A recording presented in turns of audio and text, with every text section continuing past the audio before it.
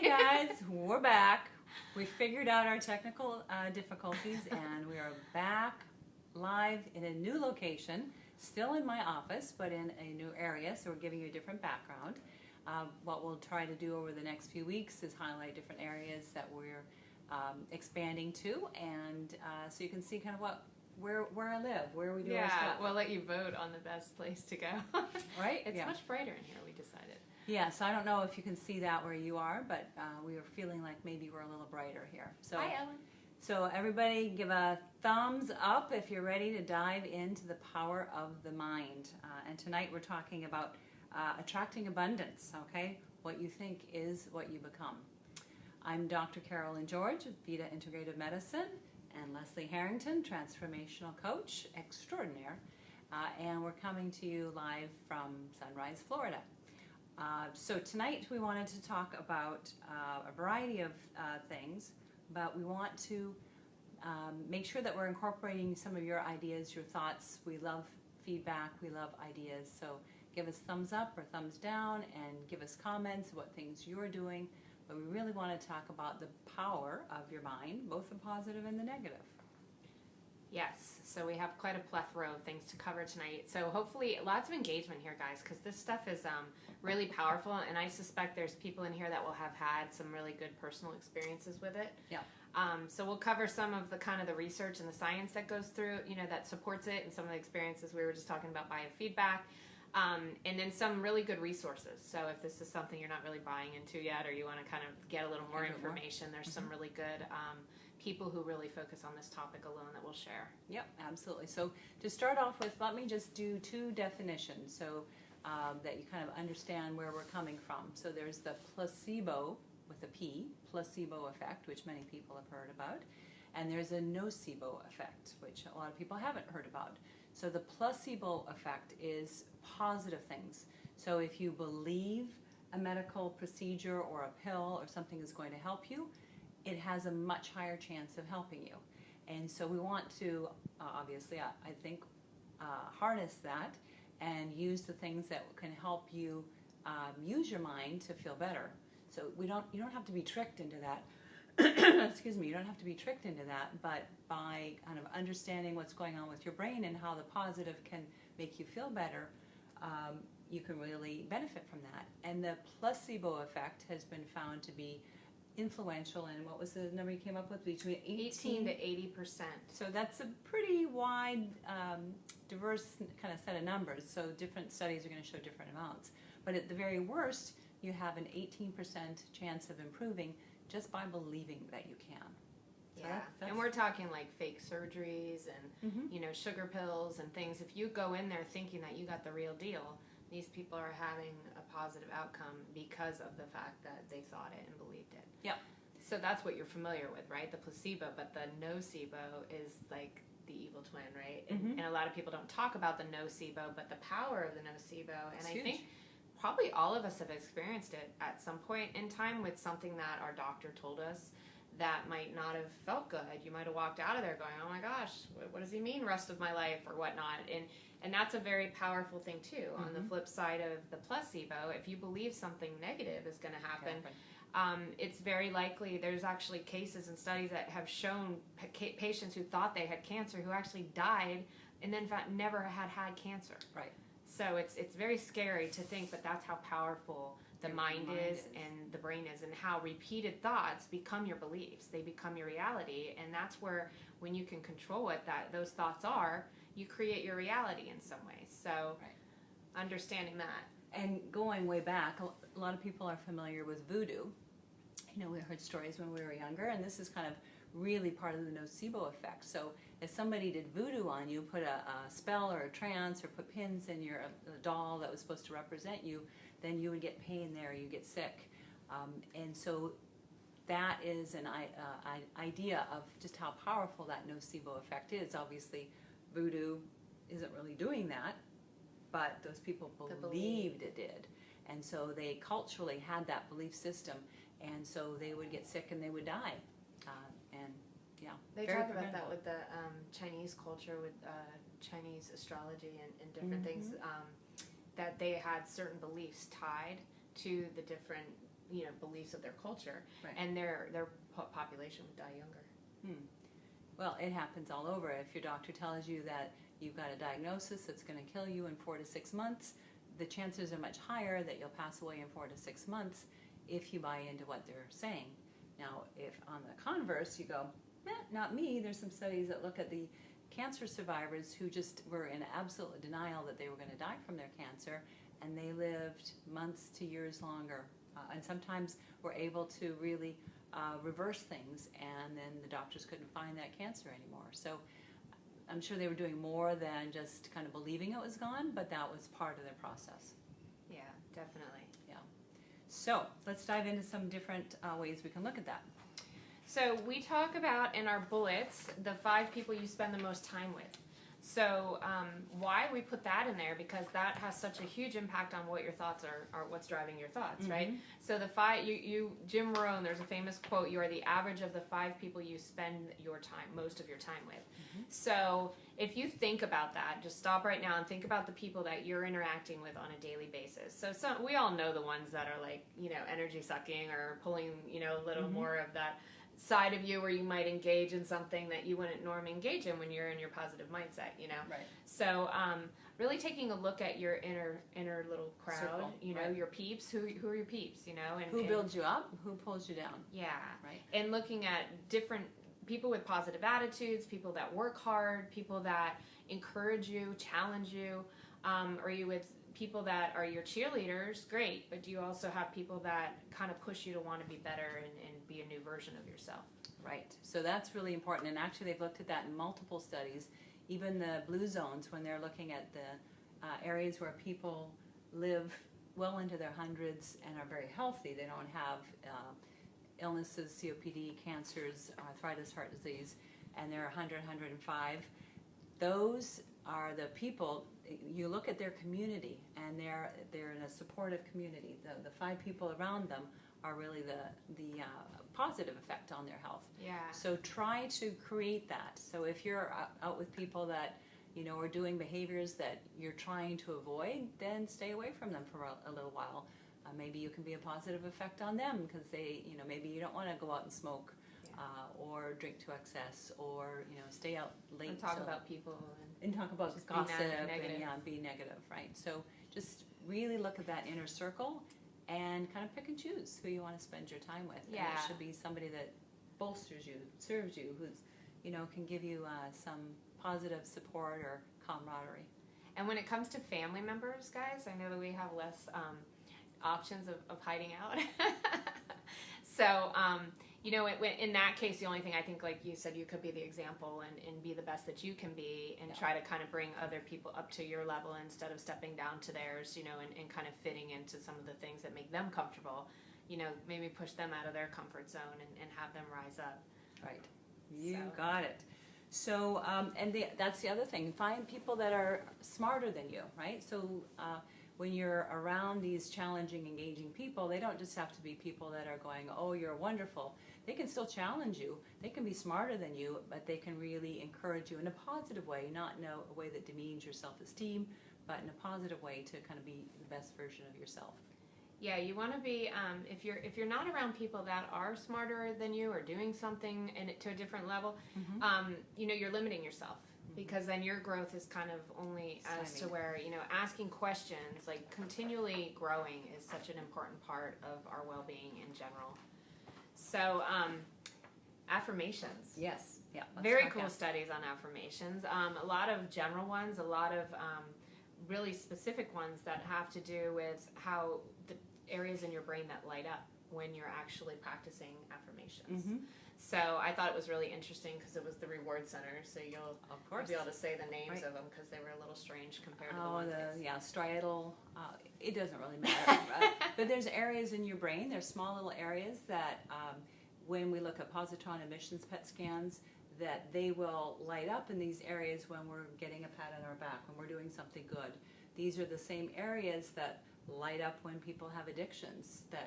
That's why gamblers will gamble and drinkers will drink, because their dopamine centers light up like they're being told they're good, they are doing something positive, and so they're always trying to get that fix, trying to get their dopamine levels up higher and higher.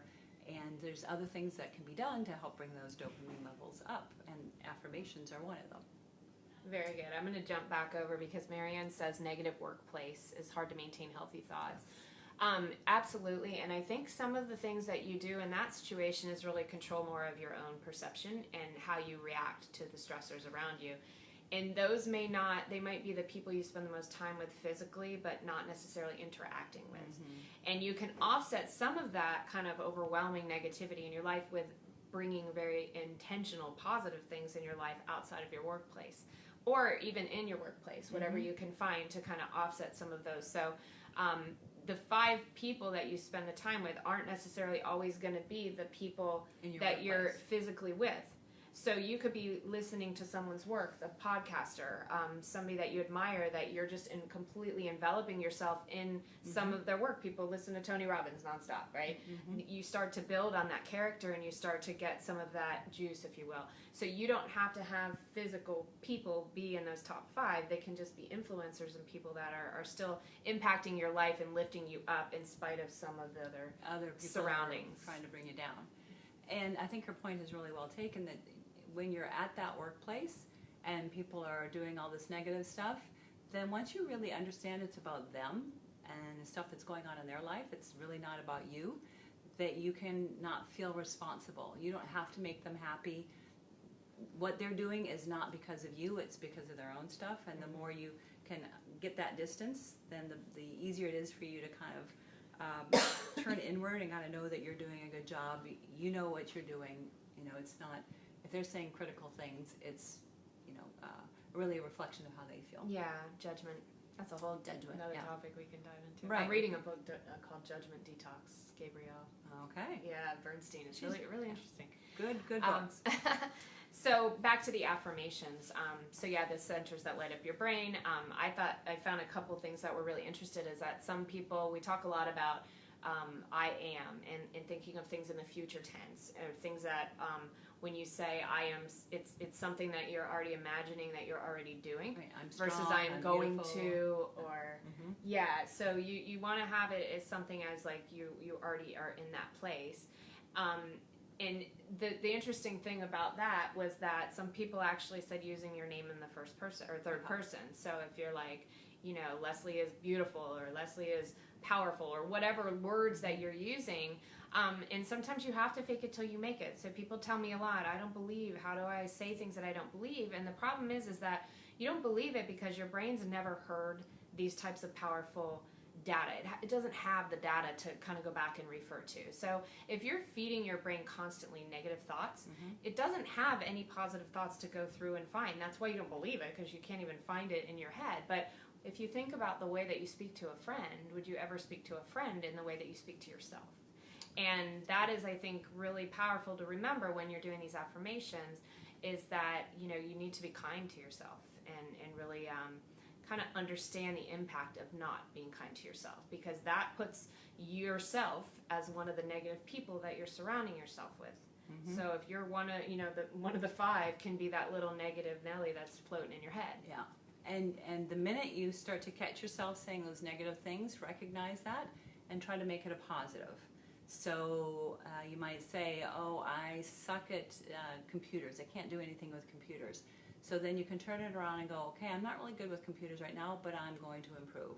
I'm going to work on it. I'm going to learn this. Yeah. So you make it more of a positive. Or I'm really good at marketing, or I'm really good at artistry, or I'm really good with people. You find something that you're good with instead of concentrating on what you're not good with. Right? Always concentrate on your strengths. I think that's really important. I love that. I write myself a short letter every day in my journal. It's from my best self. I compliment myself. I can't see if we can do this here. Above too. And call myself out of my comfort zone. Yeah, that's powerful. That's a really, really good exercise. Yeah. But as long as you're not being negative, when you pull yourself out of your comfort zone, don't be okay. You're useless at that. You better get better. It should always be in a positive way. Yeah, and she's writing it from the perspective of her best self. So mm-hmm. That's an even cool That's great. Actually, we want to give you a little bit of an exercise that you can do. So this is an exercise from Lisa Nichols.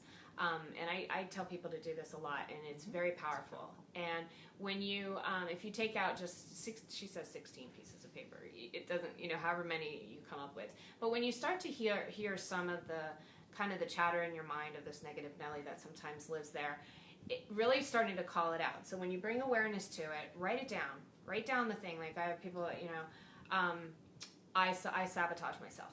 That's there, And then when you start to ask questions around that and really get some color around it, understanding that's not necessarily the truth, right? That's what they've told themselves, and that's the story they've created. So as you're writing down all of these negative things that are coming into your mind, right? And it could be the negative things around finances. It could be the negative things around your personal life. It could be in your relationship. Right. It can I can't be save money, anything. or I can't hold on to a relationship, or yes, I'm not a good friend, or I didn't do enough. Right. I'm not, I shouldn't cry, or it could be whatever things are coming to your head. Yeah, judgments. When you find yourself saying that's wrong, or that's right, or this is good or bad, or like that. Those are things that you're judging on yourself. So writing those things down in pencil. And what you do is underneath each one, you leave a little space, because as you follow up that lie, once you write your lies, you're going to come up with the truth, right? So what is really the truth? You've got to question yourself a little bit and be like, is it possible that there could be a misperception? Is it, if it's about someone else, or I'm not, I don't have good relationships at work. Okay, is it possible that some other people have bad things happening in their day that has nothing to do with you? Oh, well, that's possible. Start to question yourself until you come up with the truth of the matter. And that might be a stretch. You might not believe it yet, and it might be an affirmation. But I have people that say, I'm not a good mom.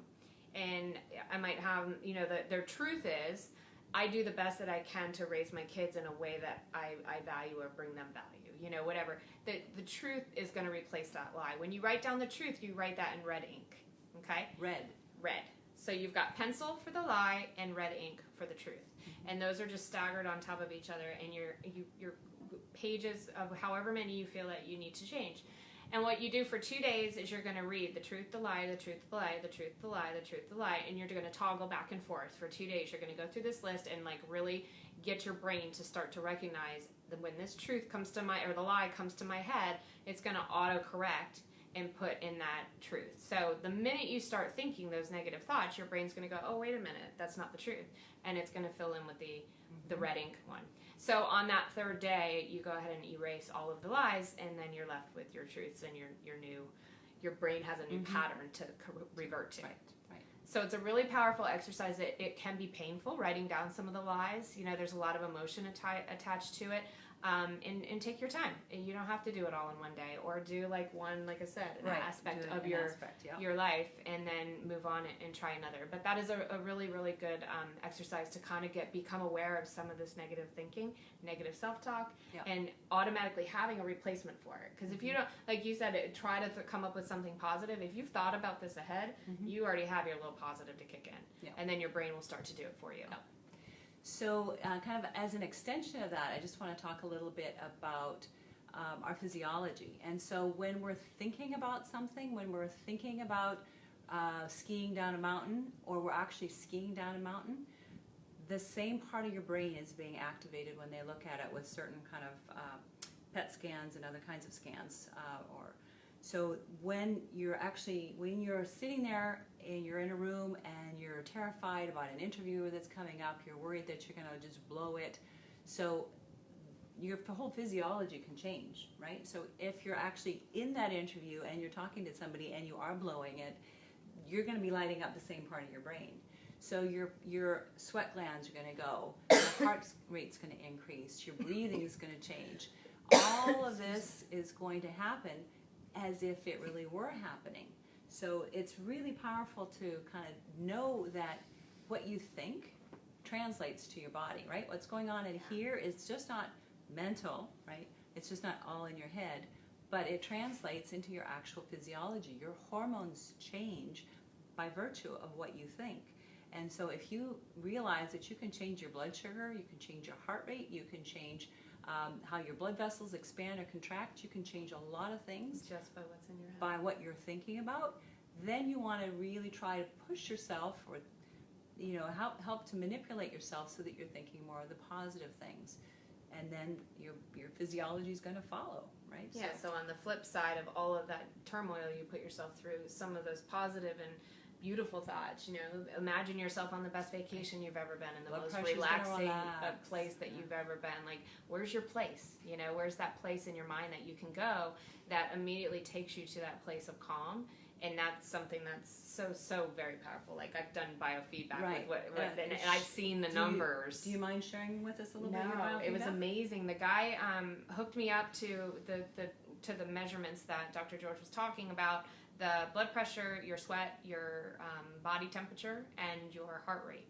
And he, as you would imagine, a very traumatic thought. So I went in my head to like the most painful time in my life, and then within a few minutes, he would read the measurements to me, and you could see that some of them went up that are not supposed to go up, and some of them went down that are not supposed to get down. And so I could see physiologically that my body was responding, even though, and there was even one point where it kind of went up and down, and he said whatever you thought of was something that you had become adapt to. It stressed you out, but it happened so much that you became calm. Okay. And so it was really interesting that it actually showed that peak. But on the flip side, when they walked me through my happy place, everything came down. And it was like I could see that I had the physical control to change my physical being and how my body was responding just by changing my thoughts. And it was a really, really cool thing to see. And so something that you can do, you can of course play that exercise out for yourself, but you can't hook yourself up to things. But there is a little gadget called Heart Math, and that's a little connector that goes to your ear. So it's measuring your heart rate, and it goes to a software. You get the app on your phone, and you watch. It has like a little mandala, and you breathe in and out to this, and it's looking at your heart rate variability. So our heart rate should be quite variable over time. It shouldn't be a flat line. It changes as we breathe. That's healthy. So people that are chronically stressed out, are vets, people with PTSD, people that are in that fight or flight mode for whatever reason, they lose that variability. And so you can learn to get it back by doing this exercise 10 to 15 minutes. Start off once a day, then go to twice a day. Sometimes you need to do it a little bit more frequently or a little bit longer, but that's a good place to start. And you can start to get that biofeedback to learn what you need to do to get your breathing, to get your heart rate down. And it's actually a form of meditation, so it has multiple benefits. Yeah. So much so that they're using it with the VA, with the vets. They are teaching our sharpshooters and stuff like that to do this so that they have much more precision, and they're coming back from the war zones with a little bit less PTSD is what the research is starting to show. So it can have like just huge effects, but you need to do it consistently. Any of these things that we're talking about, if you do it here, you do it there, you don't do it for a month, it's not going to have the effects. It needs to be something that you go to consistently so that becomes your default.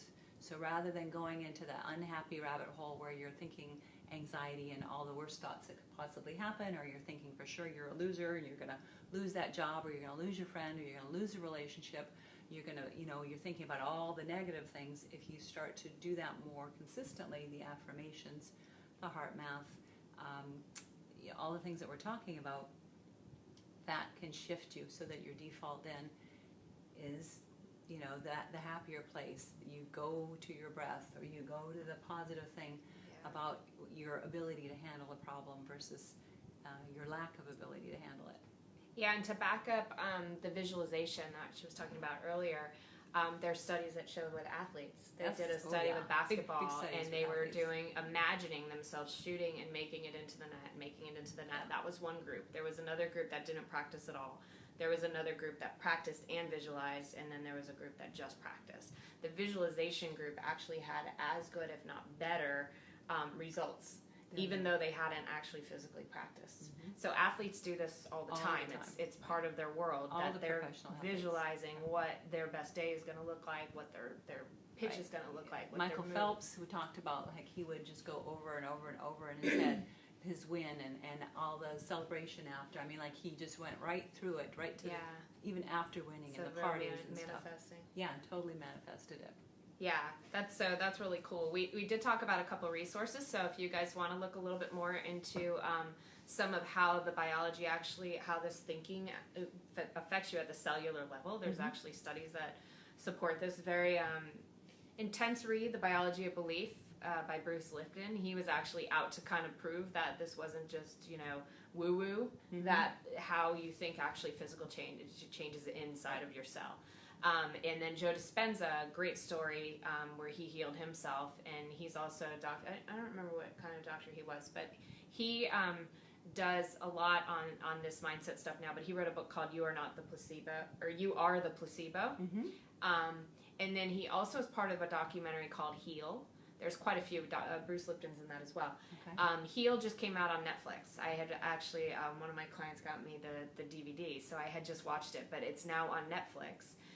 So if you guys want to check that out, it's all about kind of the power of the mind-body connection and how much control we technically have over our health and our wellness and our physical being and how we live our lives. We have to empower ourselves to do it. And there's other books. Norman Cousins had ankylosing spondylitis and was in chronic pain, and he used the power of laughter and these affirmations to help deal with his pain. So there's a lot of different ways that you can use this, but start to get interested in it, look for it, try some affirmations, kind of dabble and figure out what works for you.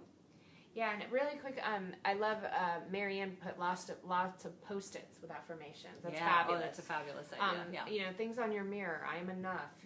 There's a great, another great book called # I Am Enough. And she's a psychologist that works with people, and she does, the stickies on the mirror and stuff like that. But it's just a super simplistic view at some of the things that we could just shift in our mind. There's really good resources on this. Yes, absolutely. Your mind is way more powerful than we give it credit for, and you have some control over that. So don't abstain, don't give it up, right? Use it. It can really be your benefit.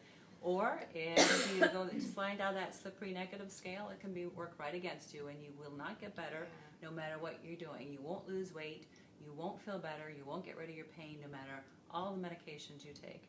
So it's really becomes your choice what kind of viewpoint. If you want to go, this is never going to get better, I'll try it, but it's not going to work. How many people here have physically made themselves sick? I know I have. Like, just by the stress in my mind or something that, like, it literally can physically give me a stomach ache. It's very common. I see in here a lot where, people come in and there's so much stuff that's around what they're dealing with health-wise and life and chaos and everything. It literally can just start to take its toll on you, and you just can't physically, withhold it anymore. A lot of gut problems, a lot of headaches, a lot of these things hormone imbalance become, they're something that we have more control over than we think. So just start to evaluate it, feel it, see how real it is for you, and explore it. So any questions, guys? Feel free to hop out. Thank you. Hopefully you didn't see our little blooper at the beginning. No, it wasn't a blooper. I know we were had testing it. We didn't realize we were live because we were using an iPad instead of a phone. Chatting. Can you see it? Can you? Anyways, thank you so much. Always appreciate you guys hanging out with us and asking questions and listening. And of course, sharing with those that you love, that you want to help live a better, healthier, happier life. So feel free to share this through YouTube or through Facebook, whatever you like. And of course, always send us blasts, e-blasts, or messages if you have ideas of what you'd like us to talk about. And we will try to bring them on a schedule. And until next week, have a wonderful week, guys. Have a great week, guys. Thanks so much. Thanks. Bye.